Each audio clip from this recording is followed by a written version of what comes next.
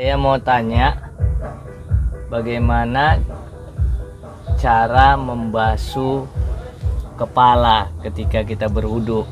Nah, itu yang mau saya tanyakan, Kiai.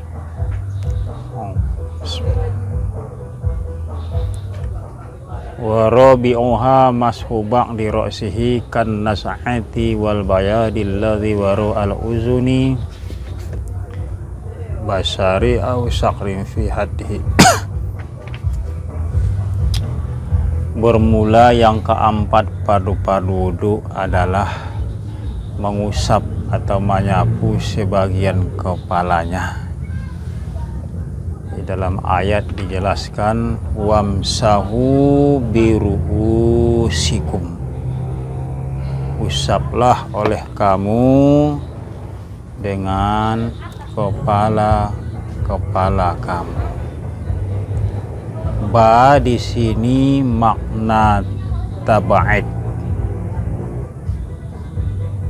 Makna taba'id itu maksudnya sebahagian. Jadi mengusap sebahagian kepala, tidak mesti semua kepala. Apa saja yang termasuk dalam had atau batas kepala itu sudah cukup. Seperti sulah. Maaf saja Ustaz. Iya. Buka PC-nya. Ini. Ini sulah. Termasuk ini sulah. Oh, ini ya. Wal bayadil ladzi al uzuni, dan putih yang ada atau yang berada di belakang telinga ini. Ini putih nih. Nah, ini nih. Iya. Ini termasuk, ini pun termasuk kepala. Jadi kalau kita berwudu misalnya gini sah dia. Oh, sah gitu? Sah. Atau tadi sulah. Sini. Ya, pinggir sulah. Oh, sah. Kan ini kan sulah yang ini nanti. Iya. Nah, sini ya bisa. Oh, sah. Karena itu sebagian kepala. Kalau sininya? Sah juga. Oh. Basarin asakhin, kulit atau rambut. Rambut yang ada di kepala bisa. Karena rambut itu juga bagian dari kepala. Asalkan rambutnya itu tumbuhnya adalah di kepala kita. Walau ba'do sakrin wahidatin li ayat, dan walaupun sebahagian rambut yang satu atau sebahagian sehelai rambut, berarti tidak sampai sehelai rambut. Sebagian dari sehelai rambut itu sah. Kita ambil rambut ini sebiji, misalnya, lalu ujungnya ini kita sapu, sah dia. Inilah kan, Cik? Satu ini satu. Iya. Sah. Sah. Iya. Karena katanya sebahagian. Jadi bahasa sebagian itu seperti itu.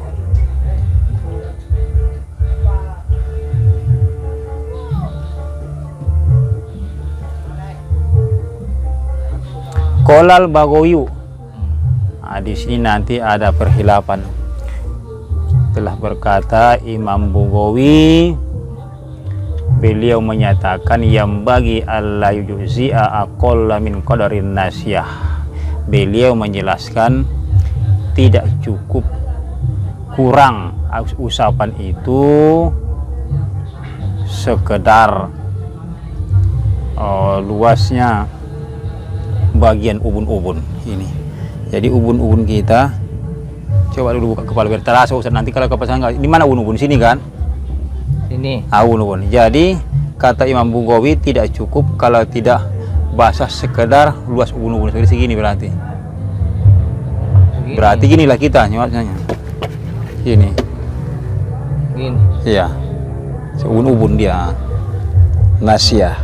Itu kata Imam Bagawi. Bagowi. Berarti berbeda dengan tadi. Tadi sehelai pun bisa.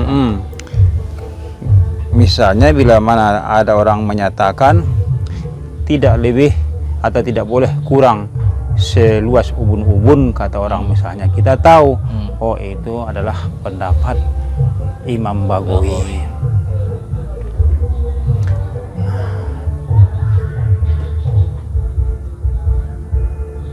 Alasan beliau li'annahu sallallahu alaihi wasallam lam yafsah aqula minha, karena Rasulullah sallallahu alaihi wasallam kata beliau tidak mengusap kurang dari demikian itu.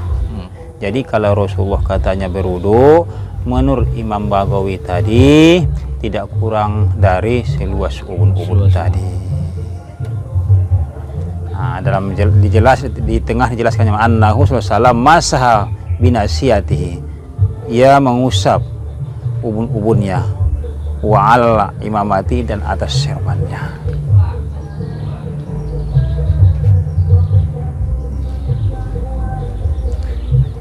Wa huwa riwayatun an Abi Hanifah, dan itu adalah riwayat dari Abu Hanifah.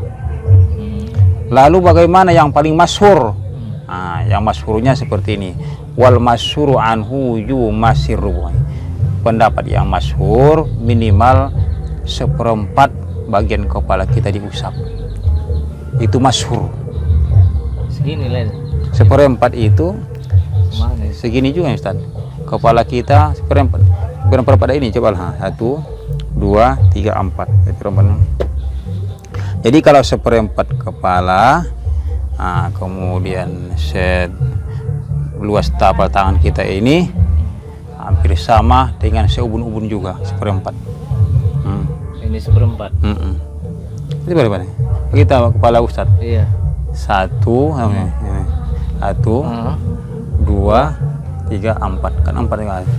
Terus kepala kita ke belakang 4 dampal. Berarti tarik gini lah. Kira 1/4 ya gini lah, terserah. Oh, gitu bisa. 1/4. Itu pendapat yang masyhur. Iya. Paham kan Ustaz? Iya, 1/4. Nah, itulah tata cara mengusap kepala.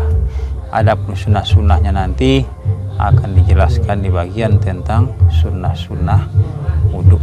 Tapi Kiai kalau ditarik gini Kiai nampak saya ada pernah gitu gini. Nah, itulah Itu nanti termasuk apa itu? itu nanti pembahasannya sunnah wudhu. Oh, termasuk ke sunnah dia. Berarti memang sunnahnya itulah ya. Maksudnya memang dikerjakan lah gitu ya. Iya.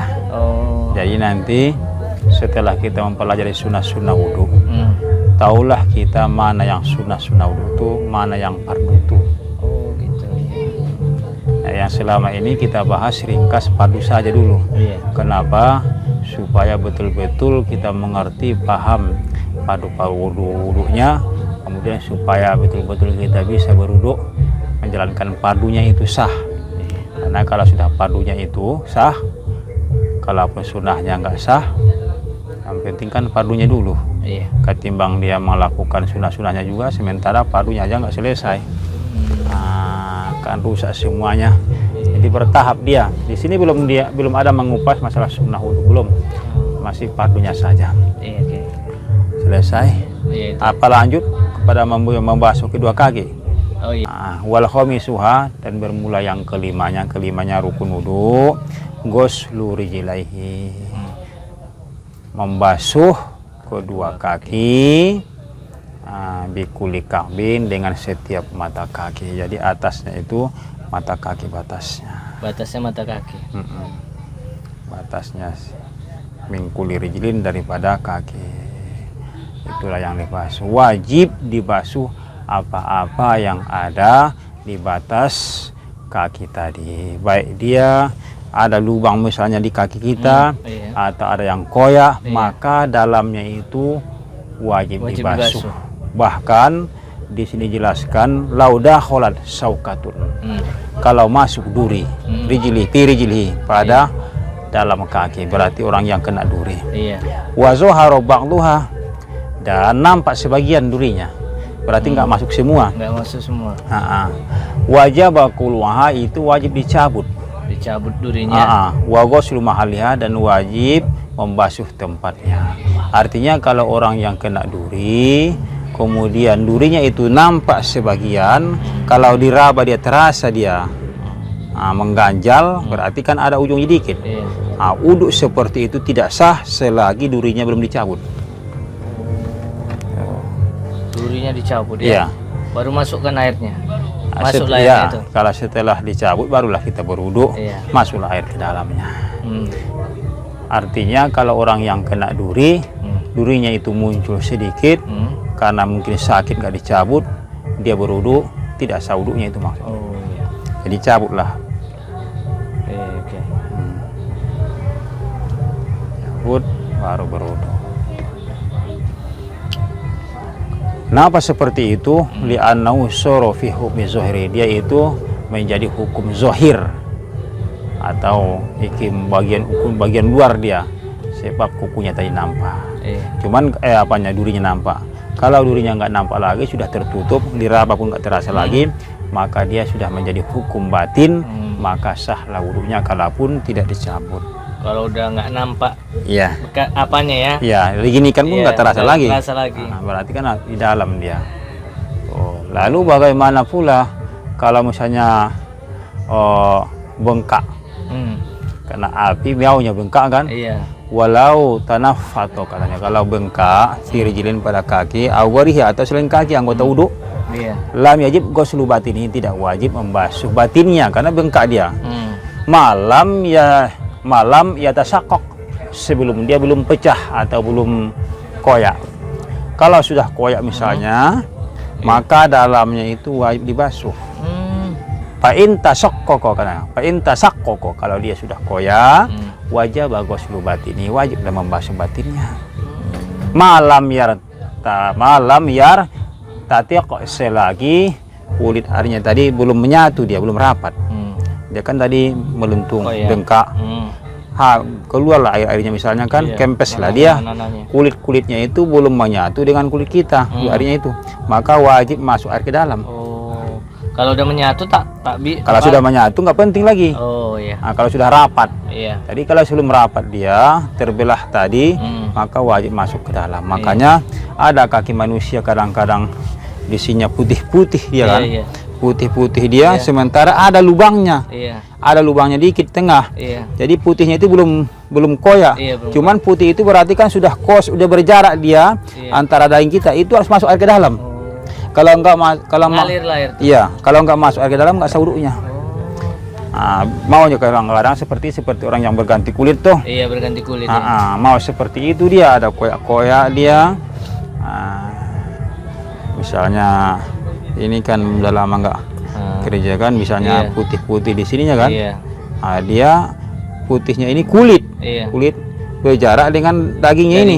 Ada di tengahnya apanya itu, pintu masuk airnya itu, koyaknya. Jadi harus masuk ke dalam, sepalah koyak sekalian bersihkan, supaya termasuk air mengalir ke dalamnya.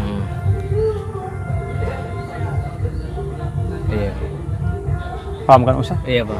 Sampai situlah Ustaz Oh iya. pembahasannya ya.